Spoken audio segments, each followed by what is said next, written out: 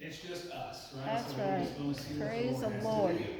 Thank you, Jesus. So whenever I was deciding what to talk about, one word kept flashing in my mind, and that word was kindness. All right. Kindness is a word today that is a rare commodity. If you look in the world today, it's easier to be spiteful. It's easier to be mean. It's easier to seek revenge than it is to be kind. But what does the Lord say about it? Do we think that kindness is important to Him? Is it important to God that we are kind to each other and ourselves? Amen. I believe it is. Yes. Yes. Praise God. We're going to go to James chapter 1, verse 27. It says this: pure religion and undefiled before God and the Father is this, to visit the fatherless and the widows in their affliction, and to keep himself unspotted from the world. When it comes to kindness, as I said, it is a rare commodity. People have the idea that I will only show kindness when someone shows kindness to me. I will only act in kindness whenever someone first does it to me. Now, is that the way that our thinking should be as Christians? Should we wait for someone to be kind to us before we are kind to others? No. And I'm here to tell you today, no.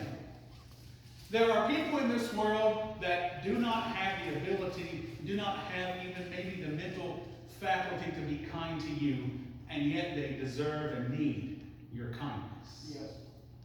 There are mean people, spiteful people, people who have been hurt by the world, hurt by others, who deserve our kindness. Amen? Amen. After all, doesn't the Bible say that we love God because He first loved us? That's right. Mm-hmm. But I will tell you something, kindness is free. Amen? Does it cost anything to be kind to somebody? Does it? Does it cost anything to give someone a helping hand? Does it cost anything to give some encouraging words? Does it cost anything? The only thing it costs me to encourage somebody is a little bit of my time.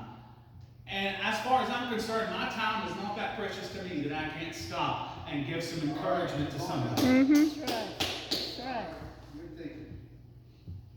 So Proverbs 11:25 says that the generous people will prosper. So God looks upon our kindness, even though nobody else may see it. There are people in this world that view kindness as weakness, believe it or not. They say if you have a kind heart, you're susceptible to be taken advantage of. You have to harden your heart. But God says when you're kind to someone, I will make you prosper. Yes. Amen. He says when you go out of your way, especially when you go out of your way to be kind to somebody, I will see it and I will bless you openly. Yes. Amen. Yes. But let me ask you something. Is it about the blessings that we're kind to each other?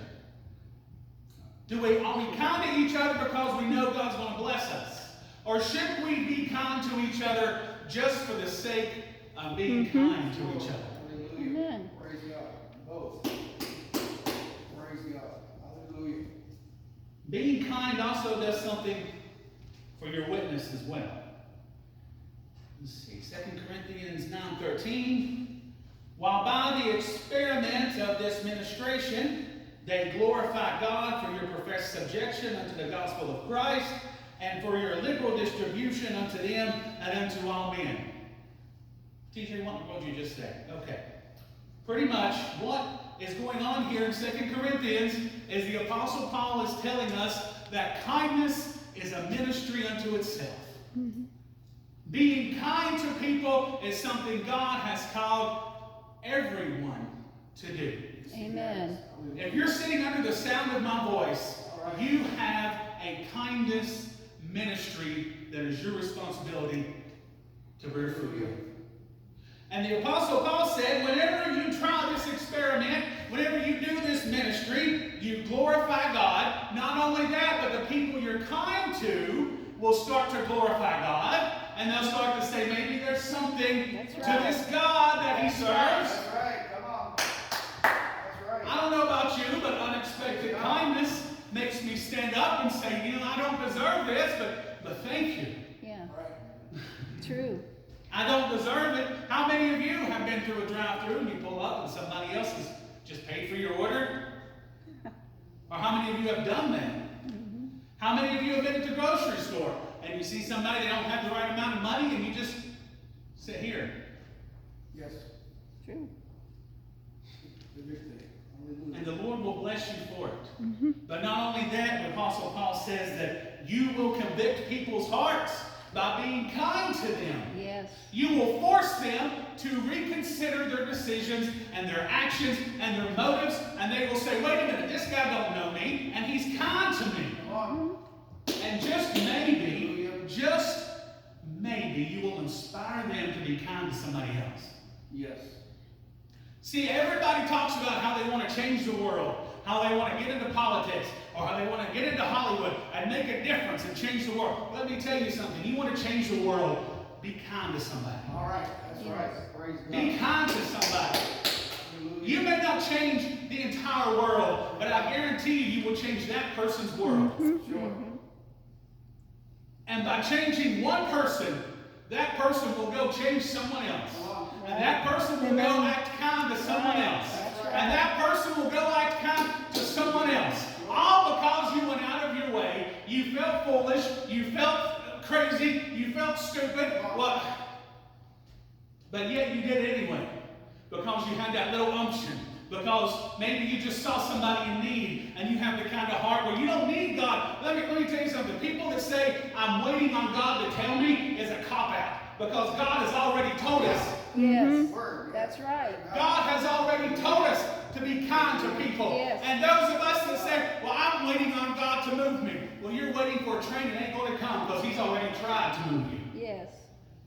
Amen? Yes. It is our responsibility to be kind. Yes, it is. It is our responsibility to enact the first step of kindness, to enact the first hand of friendship, of brotherhood. If we do not do it, let me ask you something. Do you think the rioters and the looters are going to be kind? Do you think that? Do you think they're going to stop what they're doing and say, hey, maybe I should start making... Don't fool yourself. It's up to me and you. After all, isn't kindness one of the fruits of the Spirit? But I'll tell you a secret about kindness. You don't necessarily have to have the Spirit of God to be kind. That's true. There are people that don't go to church that are the kindest people I've ever met. That's great. Because God made them born with a heart that was just so kind and so loving. Yes. And it puts me to shame. They don't even go to church, and yet they're giving more than they even can afford of themselves to help somebody. And here am I, supposedly a born-again Christian, and I can't even give somebody the time of day. What is the matter with me? What have I become? Have I become so cynical within myself that I can't even stop and help somebody? Help us, Lord. After all, whenever we are in need of help, what is it we want? Yeah. We want a helping hand, right? Sure. Whenever it's us on the other end, we want someone to come to our aid, our rescue. Lord, never let my heart become so hard that I forget. Because I needed help. I needed a Savior. I needed someone to come save me. Hallelujah. And God came down in human form, Hallelujah. robed himself in the man called Yes. Jesus, Hallelujah. and did exactly that. He Thank showed you, me the Lord. kindness and the mercy that no one else was willing to do. Amen. Thank you, Jesus. I have to do that in return. Hallelujah. I have to be kind to people. I have to say a good word to people. But you understand, I've had a bad day. You know, I have bad days too. Fine. That's no excuse not to be kind to people. That's right. And I'm not preaching to nobody, I'm talking to myself as well, because one of my biggest regrets is a missed act of kindness. One of my biggest regrets is a missed act of showing love to somebody. Sure. And I'll tell you something interesting. 2 Corinthians 9:13, when the Apostle Paul talks about the ministry, he doesn't say that the kindness also includes witnessing. He doesn't say that kindness also includes giving your testimony. He just says when you're kind to people, it forces them to reconsider their motives. Sure. Kindness in of itself is a virtue of God. And I'll tell you something, we are never more close to God than when we give of ourselves. We are never more close to who God wants us to be than when we give of ourselves. True. Amen? I want to give. Yes. Hallelujah. I want to be kind. I want to change the world. But the only way I'm going to do that is to come out of my shell and when I see a need and I do something about it. Praise the Lord. But now let me ask you this. If you need some motivation, let's talk for a second. Let's shift gears for a second, okay? If you need some motivation to be kind, somebody might be saying, well, why should I be kind? Nobody's been kind to me. That's fine. Let's talk about this for a second. Psalms 139:14. I am fearfully and wonderfully made. Somebody has been kind to you. Yes. 1 John 4:19. We love him because he first loved us. Somebody has been kind to you. Hallelujah. Romans 5:8. That while we were yet sinners, Christ Yes. died Hallelujah. for us. Jesus. Somebody has been kind to you. Yes. Somebody has been kind to you. Hallelujah. Hallelujah. Hallelujah. So true. Thank you, Lord. Something else about kindness I wanted to throw in when I was thinking about it is it's okay to be kind to yourself as well. It's okay to be kind to yourself. After all, the Bible says that no one defecates their own body, no one destroys their own body on purpose, that we all take care of ourselves just as Christ takes care of the church. Right? So we should be kind to ourselves. We should want to treat ourselves nice. That's right. And the main thing that I have a problem with in that area is forgiveness. I have a hard time forgiving myself. I have a hard time letting go of my past and my mistakes and my failures and my shortcomings. And one of the things about being kind to yourself is forgiving yourself. Amen. Hallelujah. You have to forgive yourself. Yes. One thing everyone all has in common is that we've all been hurt. We've all had heartbreaks, misunderstandings. We've all wanted to lash out in revenge. We've all wanted to lash out with hateful words and hateful thoughts. Amen? Sure. And at times you will want to be anything but kind. Because it's much easier to hate. Isn't it? It's much easier to bear a grudge. But I'll tell you something about hate. Hate destroys the vessel that it's in. Hate will destroy your heart. Sure. Revenge has never, ever healed a wound. No. Never. All of this world today, the failures, the mistakes, the people that are mean to us for no reason, all of this has a way of sucking the kindness right out of us. Has a way of making us bitter. Has a way of just saying, I'm done. And I want to throw my hands up and just walk away and say, well, I'm done.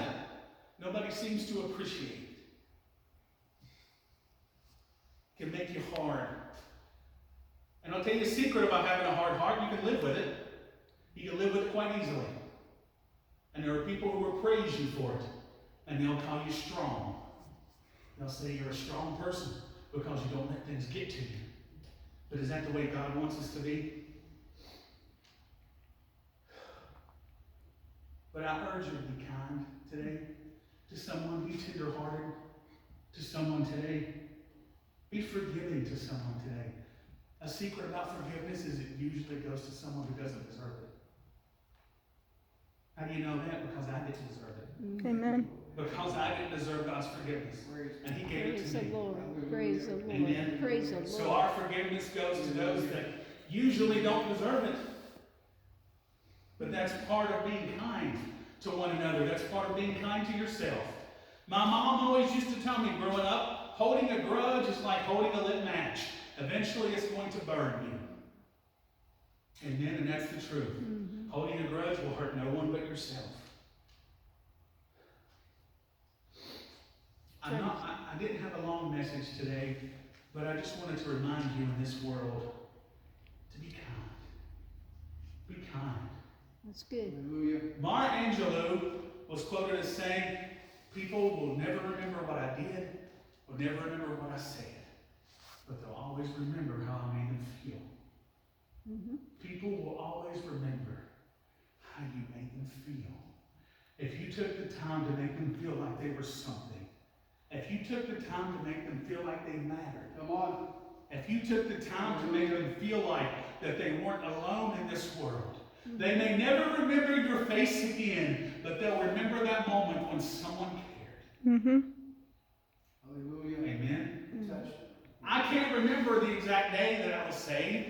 There was so much going on. I can't remember what the preacher was talking about. I can't remember who was there. But I remember the feeling whenever I came up to the altar and God said yes. Yes. Hallelujah. Hallelujah. Praise the Lord. Hallelujah. Hallelujah. Well, I'll leave you with one final thought. Whenever you were born, you cried and the world rejoiced. Live a life of kindness so that when you die, the world cries and heaven rejoices. Amen. Amen. Praise the Lord. Very good.